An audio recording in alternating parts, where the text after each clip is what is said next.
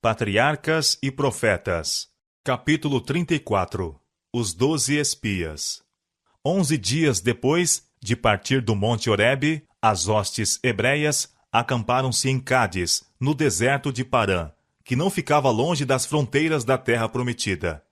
Ali foi proposto pelo povo que fossem enviados espias a fim de examinarem o país. Isto foi apresentado ao Senhor por Moisés, e ele lhes concedeu permissão com a instrução de que um dos príncipes de cada tribo fosse escolhido para tal fim. Os homens foram escolhidos, conforme ficara determinado, e Moisés mandou-os ir ver o país, qual era o mesmo, sua situação e vantagens naturais, e o povo que nele habitava, notando se eram fortes ou fracos, poucos ou muitos, bem como deveriam observar a natureza do solo e sua produtividade, e trazer do fruto da terra. Eles foram e examinaram a terra toda, entrando pela fronteira ao sul e indo até a extremidade norte. Voltaram depois de uma ausência de 40 dias. O povo de Israel estava acariciando grandes esperanças, e os aguardavam com ávida expectação. A notícia da volta dos espias foi levada de tribo a tribo, e saudada com regozijo. O povo precipitou-se ao encontro dos mensageiros, que saíram ilesos dos perigos de sua arriscada empresa. Os espias trouxeram espécimes do fruto, que mostrava a fertilidade do solo. Era o tempo da maturação das uvas, e trouxeram um cacho tão grande que era carregado entre 2 homens. Trouxeram também figos e romãs, que ali cresciam em abundância. O povo regozijava-se de que devesse entrar na posse de uma terra tão boa, e escutaram atentamente ao ser o relatório apresentado a Moisés, a fim de que nenhuma palavra lhe se escapasse. Fomos à terra, a que nos enviaste, começaram os espias, e verdadeiramente mana leite e mel, e este é o fruto. Números capítulo 13, versos 17 a 33, e capítulo 14. O povo ficou entusiasmado, queriam com avidez obedecer à voz do Senhor e subir sem demora a possuir a terra. Mas, depois de descreverem a beleza e fertilidade da terra, todos os espias, com exceção de 2, exageraram as dificuldades e perigos que estavam diante dos israelitas caso empreendessem a conquista de Canaã. Enumeraram as poderosas nações localizadas nas várias partes do país e disseram que as cidades eram muradas e muito grandes, e o povo que nelas habitava era forte, e seria impossível vencê-los. Declararam também que tinham visto ali gigantes, os filhos de Enaque, e era inútil pensar em possuir a terra. Agora a cena mudou. A esperança e o ânimo deram lugar ao desespero covarde, ao proferirem os espias os sentimentos de seu coração incrédulo, que estava cheio de desânimo, inspirado por Satanás.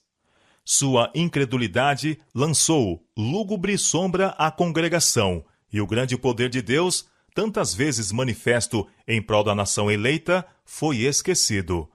O povo não se deteve a refletir, não raciocinou que aquele que os trouxera até ali certamente lhes daria terra. Não se lembravam de quão maravilhosamente Deus os libertara de seus opressores, abrindo caminho através do mar e destruindo as hostes perseguidoras de Faraó. Puseram a Deus fora da questão e agiram como se devessem confiar apenas no poder das armas. Em sua incredulidade, limitaram o poder de Deus e não confiaram na mão que até ali os guiara com segurança.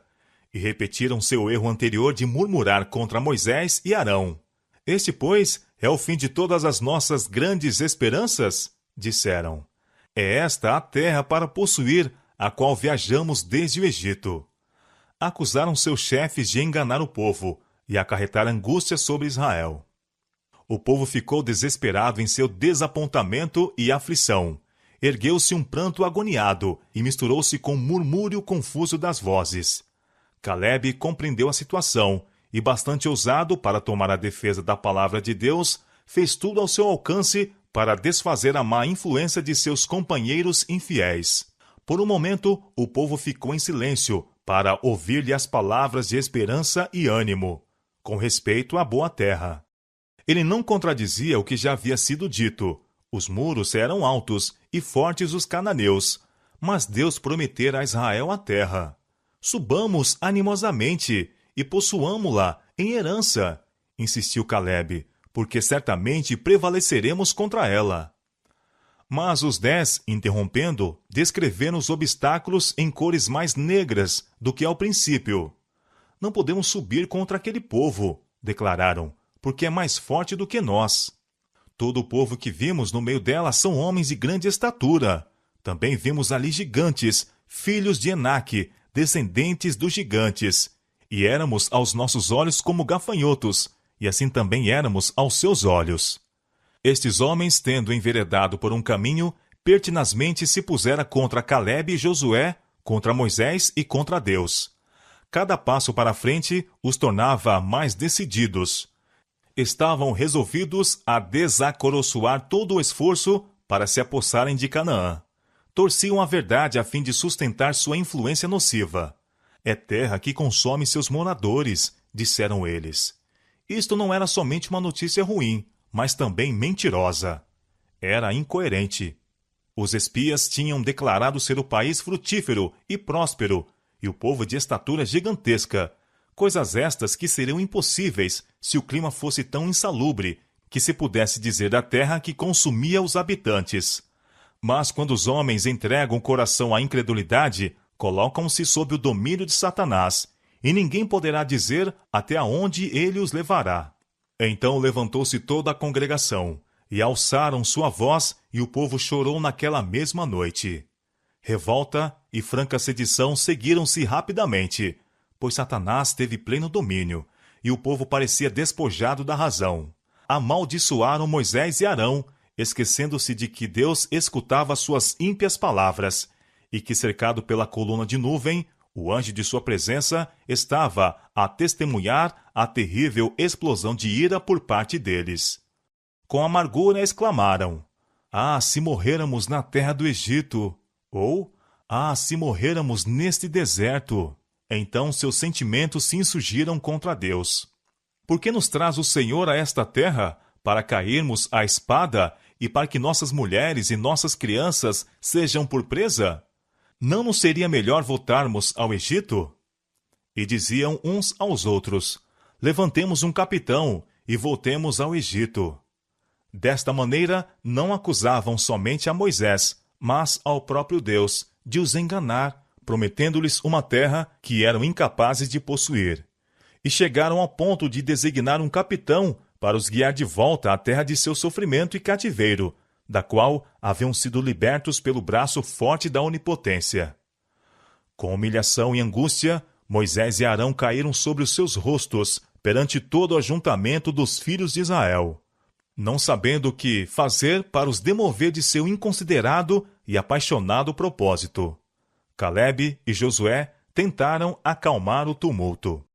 Rasgando as vestes em sinal de pesar e indignação, arrojaram-se entre o povo, e suas vozes penetrantes foram ouvidas acima da tormenta das lamentações e mágoa revoltosa. A terra pelo meio da qual passamos a espiar é terra muito boa. Se o Senhor se agradar de nós, então nos porá nesta terra, nola dará, terra que mana leite e mel. Tão somente não sejais rebeldes contra o Senhor, e não temais o povo desta terra, porquanto são eles nosso pão. Retirou-se deles o seu amparo, e o Senhor é conosco, não os temais. Os cananeus tinham enchido a medida de sua iniquidade, e o Senhor não mais os suportaria. Sendo removida a sua proteção, seriam presa fácil. Pelo conserto de Deus, a terra estava assegurada a Israel. Mas o relato falso dos espias infiéis foi aceito, e por meio dele, toda a congregação foi iludida. Os traidores haviam feito a sua obra. Se apenas 2 homens houvessem trazido o mau relato, e todos os 10 os animassem a possuir a terra em nome do Senhor, teriam também adotado o conselho dos 2, de preferência ao dos 10, por causa de sua ímpia incredulidade. Mas 2 apenas haviam advogado o que era reto, enquanto 10 estavam do lado da rebelião. Os espias infiéis denunciavam em alta voz a Calebe e Josué, e levantou-se o clamor para os apedrejar. A turba insana apanhou pedras para matar aqueles homens fiéis. Avançaram com uivos de furor. Quando subitamente as pedras lhes caíram das mãos, tombou sobre eles um silêncio, e tremeram de medo. Deus interviera para impedir o seu desígnio assassino. A glória de sua presença, como uma luz chamejante, iluminou o tabernáculo. Todo o povo viu o sinal do Senhor. Alguém que era mais poderoso do que eles se revelara, e ninguém ousava prosseguir com a resistência. Os espias, que trouxeram o mau relato, agacharam-se tomados de temor, e com respiração contida procuraram suas tendas. Moisés levantou-se então e entrou no tabernáculo. O Senhor declarou-lhe: com pestilência o ferirei, e o rejeitarei, e farei de ti povo maior. Mas de novo Moisés pleiteou em favor de seu povo. Não podia consentir em que fossem destruídos e deles se fizesse uma nação mais poderosa. Apelando para a misericórdia de Deus, disse: rogo-te que a força do meu Senhor se engrandeça, como tens falado, dizendo: o Senhor é longânimo e grande em beneficência. Perdoa, pois, a iniquidade deste povo, segundo a grandeza da tua benignidade, e como também perdoaste a este povo, desde a terra do Egito até aqui. O Senhor prometeu poupar Israel de destruição imediata, mas por causa de sua incredulidade e covardia, não poderia manifestar seu poder para subjugar os inimigos deles. Portanto, em sua misericórdia, ordenou-lhes, como o único meio seguro, que voltassem em direção ao Mar Vermelho. Em sua rebelião, o povo declarara: ah, se morrêramos neste deserto! Agora, esta oração devia ser atendida. O Senhor declarou: como falastes aos meus ouvidos, assim farei a vós outros. Neste deserto cairão os vossos cadáveres, como também todos os que de vós foram contados segundo toda a vossa conta, de 20 anos para cima. Mas os vossos filhos, de que dizeis, por presa serão, meterei nela, e eles saberão da terra que vós desprezastes. E quanto a Calebe, ele disse: porém o meu servo Calebe, porquanto nele houve outro espírito, e perseverou em seguir-me, eu o levarei à terra em que entrou, e a sua semente a possuirá. Assim como os espias haviam despendido 40 dias em sua viagem, deveriam semelhantemente as hostes de Israel vaguear pelo deserto 40 anos. Quando Moisés fez saber ao povo a decisão divina, a ira desse transformou-se em lamentação. Sabiam que seu castigo era justo. Os 10 espias infiéis, feridos por determinação divina pela praga, pereceram diante dos olhos de todo Israel, e em sua sorte o povo leu sua própria condenação. Agora pareciam arrepender-se sinceramente de sua conduta pecaminosa, mas entristeciam-se por causa do resultado do seu mau caminho, em vez de o ser pela intuição de sua ingratidão e desobediência. Quando viram que o Senhor não se abrandava na execução de seu decreto, surgiu de novo sua voluntariosidade e declararam que não voltariam ao deserto. Ordenando-lhes que se retirassem da terra de seus inimigos, Deus pusera à prova a sua aparente submissão e demonstrara que a mesma não era real. Sabiam ter pecado gravemente, consentindo em que seus sentimentos temerários os dominassem, e procurando matar os espias, que insistiam com eles para que obedecessem a Deus. Mas apenas estavam aterrorizados por achar que tinham cometido um erro terrível, cujas consequências lhes mostrariam desastrosas. Seu coração não estava mudado, e tão somente necessitava de um pretexto para darem lugar a outra sublevação semelhante. Este se apresentou quando Moisés, pela autoridade de Deus, lhes ordenou voltarem ao deserto. O decreto de que Israel não deveria entrar em Canaã antes de passarem 40 anos foi um amargo desapontamento para Moisés e Arão, Calebe e Josué. Todavia, sem murmurar, aceitaram a decisão divina. Mas aqueles que estiveram a queixar-se do trato de Deus para com eles e a declarar que voltariam ao Egito, choraram e lamentaram grandemente quando as bênçãos que desprezaram lhes foram tiradas. Haviam se queixado de coisas irreais, e agora Deus lhes deu motivo para chorar. Houvessem deplorado seu pecado, quando este se lhes apresentou lealmente, não teria sido pronunciada aquela sentença, mas lamentavam pelo motivo do juízo. Sua tristeza não era arrependimento, e não poderia obter a revogação da sentença. Passaram a noite em lamentação, porém, com a manhã veio a esperança. Resolveram reparar sua covardia. Quando Deus lhe mandara subir e tomar a terra, tinham se recusado, e agora que determinava retroceder, estavam igualmente rebeldes. Decidiram-se a tomar a terra e possuí-la. Poderia ser que Deus lhes aceitasse o trabalho e modificasse seu propósito em relação a eles. Deus tornara privilégio e dever deles entrar na terra no tempo por ele designado. Mas pela sua voluntariosa negligência fora retirada aquela permissão. Satanás conseguira seu objetivo, impedindo-os de entrarem em Canaã. E agora, em face da proibição divina, insistia com eles para que se fizessem a mesma coisa que se havia recusado a fazer quando Deus a ordenara.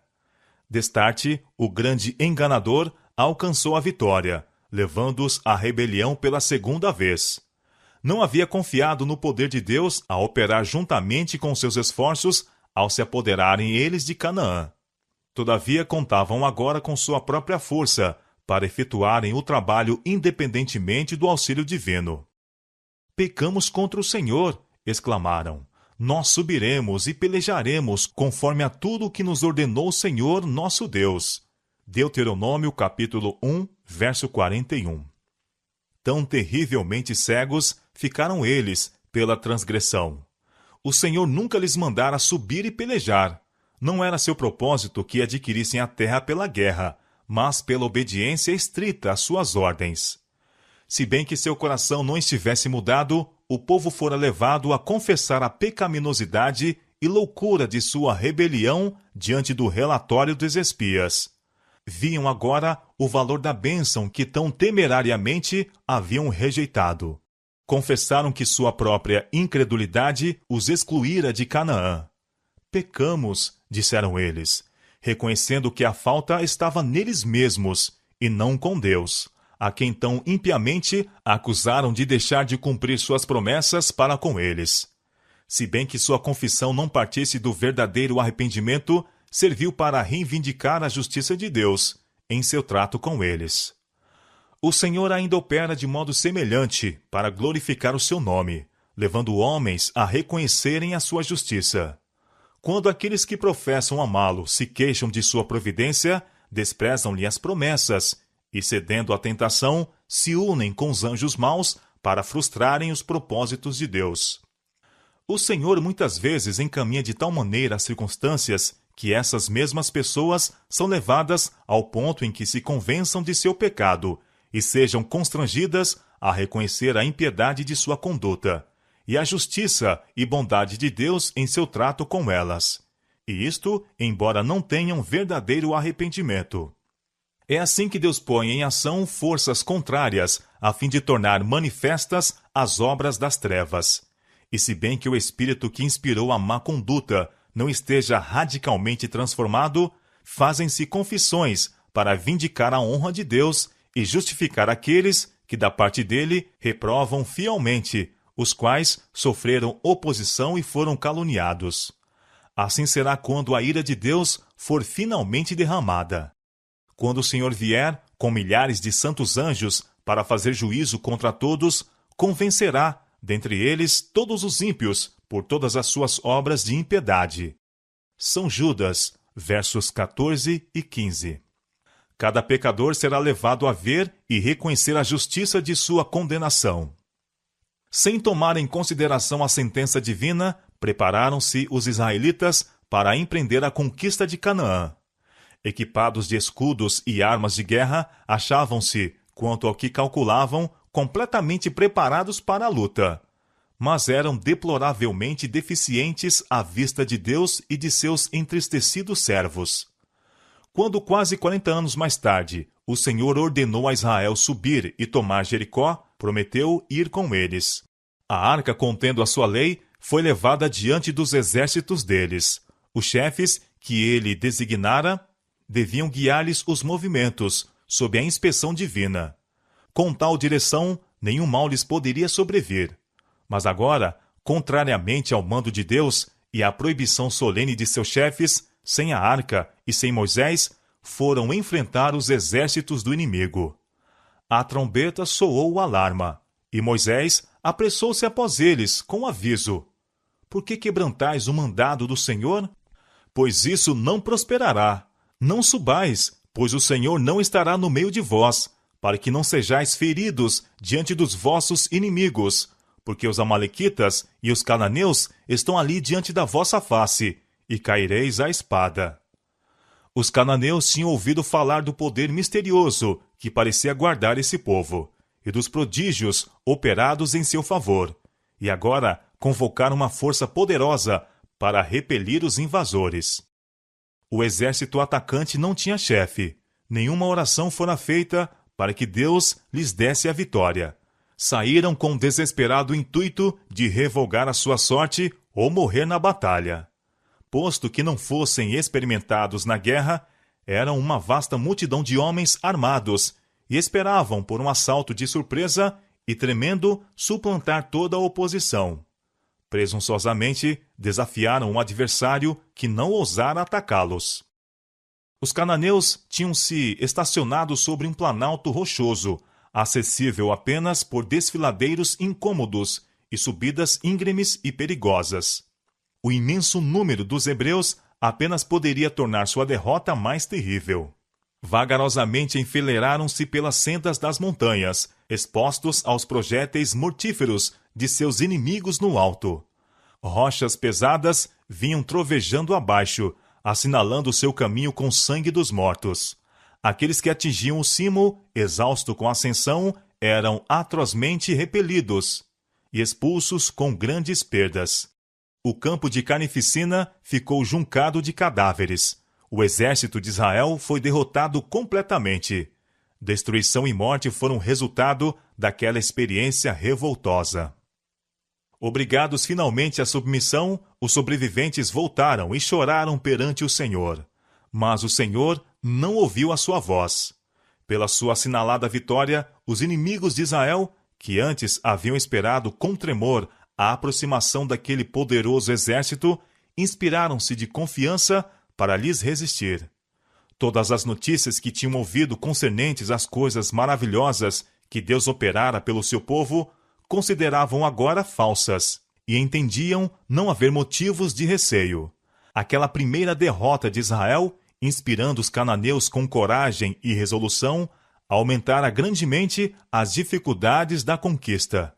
Nada restava a Israel senão recuar da face de seus vitoriosos adversários para o deserto, sabendo que ali deveria ser o túmulo de uma geração inteira.